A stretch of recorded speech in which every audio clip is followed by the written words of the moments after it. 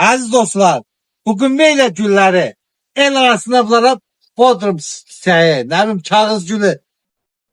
Dostlar, en güzel sarmaşıklardan biridir. Niye? Çünkü çok adam sual verir dostlar.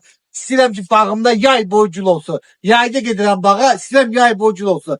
Bana dostlar bu güllerden alabilirsiniz, açabilirsiniz. Çok qəşəng sarmaşıklar dostlar.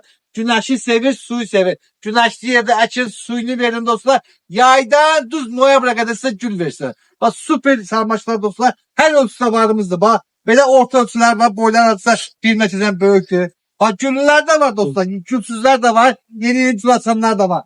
Hala oğlu arkamdaki o ejderha nedir öyle? Ay daha ahırda göstereceğim. Ona da, ona. Kanağa gitme. Hemen dostlar bak böyle görsünüz mü? Boylar 2 metre yakın.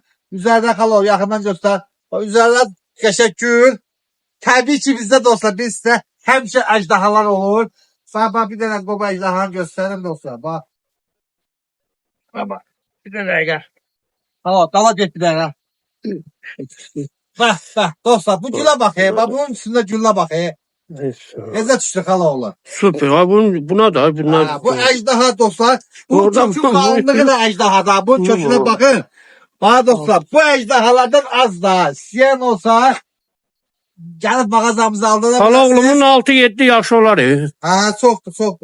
Bak maşallah dostlar. Her sıra bu güneylerimiz var. Abından güzel güller harda var. Gel yaparım da.